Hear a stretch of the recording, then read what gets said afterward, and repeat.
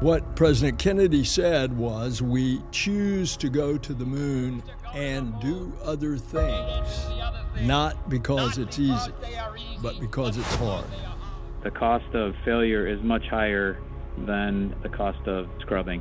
We have an obligation to get this right. This is a whole new vehicle, a whole new technology, a whole new purpose of going back to the moon in preparation to go to Mars. And yes, it's hard.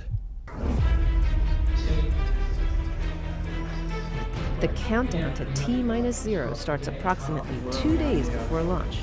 Teams inside the Launch Control Center have been working around the clock, powering up each section of the rocket and configuring the launch pad to support the 8.8 million pounds of thrust our moon rocket will generate at liftoff. It is a new creation. It is a new rocket and a new spacecraft to send humans to the moon on the very next flight. Today, we make history. With the launch of the most powerful rocket the world has ever seen, we are taking the first step in humanity's return to the moon. I can tell you there's an energy and there's an excitement around the Kennedy Space Center, I would say, across the agency and all around the Space Coast as we get closer and closer to this launch. This mission will validate that the rocket and capsule do perform as expected before future Artemis missions send astronauts to the lunar surface. We have worked really hard to get here. The team has done an absolutely outstanding job, and we're up to the challenge, and I'm really looking forward to a successful test flight. You are looking at the world's most powerful rocket and Orion spacecraft live on Launch Pad 39B. Artemis 1 embodies the hard work of thousands across the world, determined to explore for the benefit of all. I'm Megan Cruz, and this is NASA astronaut Kayla Barron. When I first walked up and saw the view from the desk here, I was just blown away. This is the moment when it comes to the countdown, and then tension starts, and well, let's cross fingers, everything works well. Tension is rising, and we are fully excited here. Over the past few years, teams have put in thousands of hours, performing simulations and rehearsals to ensure that they are ready for this moment. As our 0 hour approaches for the Artemis generation, we do have a heightened sense of anticipation, and there's definitely excitement amongst the team members. We've noticed just the overall mood and focus within the team is definitely a positive one. Now, with all systems configured correctly, the launch director gives the final go for liftoff. On behalf of all the men and women across our great nation who have worked to bring this hardware together, to make this day possible. And for the Artemis generation, this is for you. At this time, I give you a go to resume count and launch Artemis 1. This mission goes with a lot of hopes and dreams of a lot of people. It's no longer the Apollo generation. It's the Artemis generation. And that brings a whole new world of discoveries.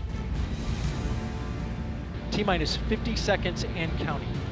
The Space Launch System is now counting down to liftoff of Orion on its maiden voyage to the moon.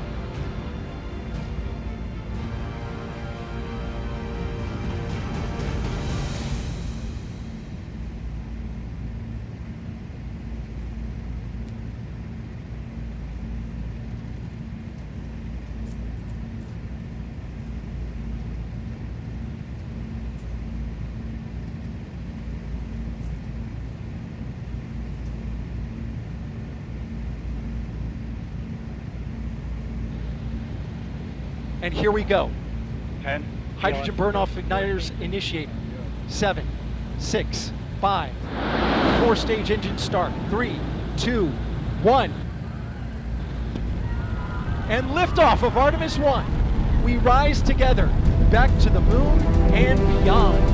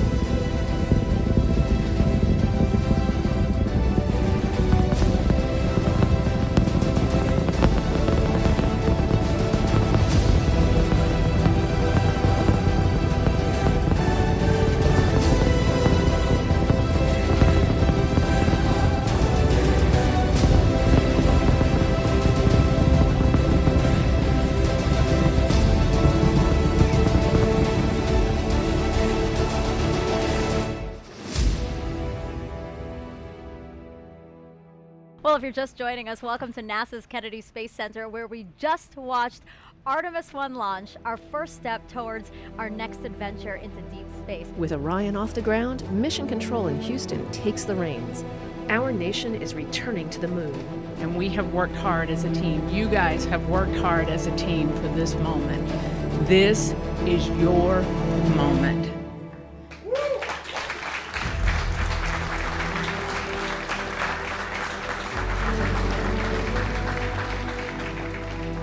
It is not by chance that you are here today.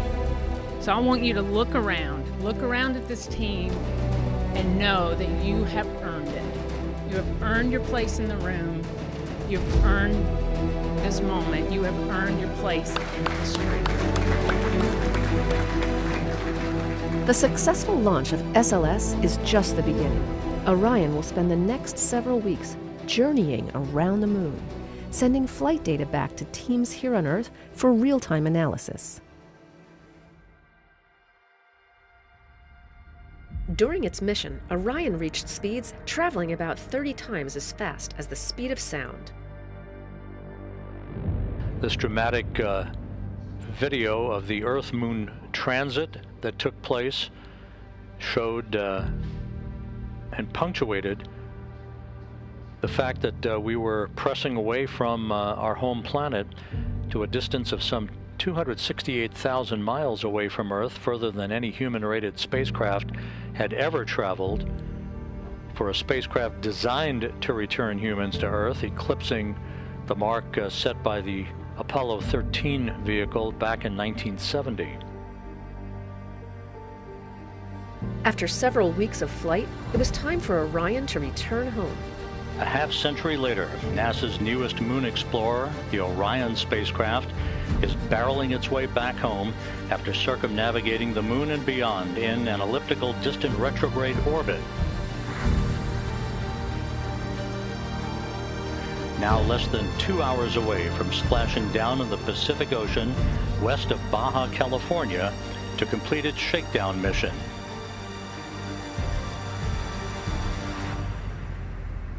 Like the Apollo missions of the past, Orion will have to endure incredibly high temperatures during re-entry of Earth's atmosphere. A journey that began with the power of the launch of the Space Launch System 25.5 days ago, about to reach its final minutes in the searing heat of re-entry, where temperatures around Orion will build up to 5,000 degrees Fahrenheit. While re-entering Earth's atmosphere, the spacecraft slowed to about 300 miles per hour. As it continued its descent, Orion's parachute system, containing 11 total parachutes, deployed once it reached approximately 9,000 feet and a speed of about 130 miles per hour. And there it is, high over the Pacific, America's new ticket to ride to the moon and beyond now in view. Orion under its chutes descending toward splashdown. These parachutes help slow the crew module to a much more manageable speed, roughly 20 miles per hour, for a water landing off the coast of California. Splashdown. From Tranquility Base to Taurus Littrow to the tranquil waters of the Pacific, the latest chapter of NASA's journey to the moon comes to a close. Orion, back on Earth.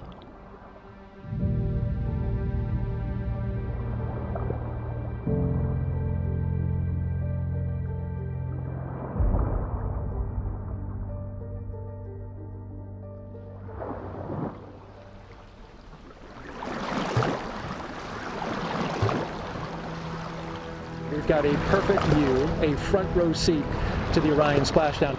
It's simply beautiful out here. That is a human-rated capsule that went around the moon and returned and is now in the Pacific Ocean. I think I can speak for the whole dive team that we're honored to be part of history and to be part of something so monumentous, and just ready and excited to go out and do this. When Orion was deemed safe to approach, team members jumped into the water and attached hardware that steadied the capsule.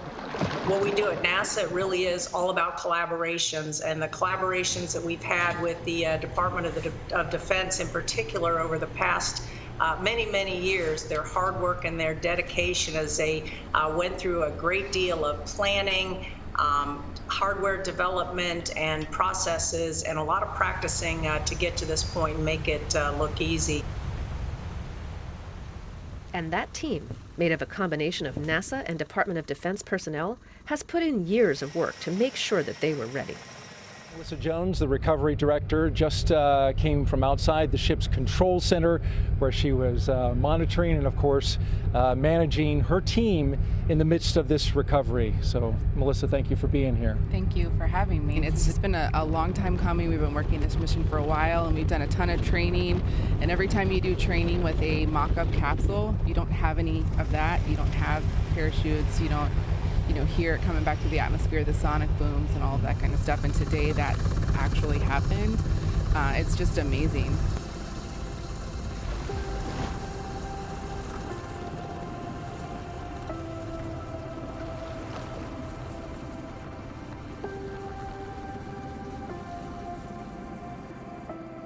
You know, this mission, this spacecraft and this team exceeded all expectations. For the last 25.5 days, we've been every day looking ahead to the next flight to see how we can improve on where we are today so that we can fly a safe and successful mission with our astronauts next time around. Once stabilized, the team secured the spacecraft with hardware and rope assemblies and towed it to the Navy ship. The dive team then connected Orion to a series of ropes from inside the back of the ship, known as the well deck, to safely and securely pull the capsule inside.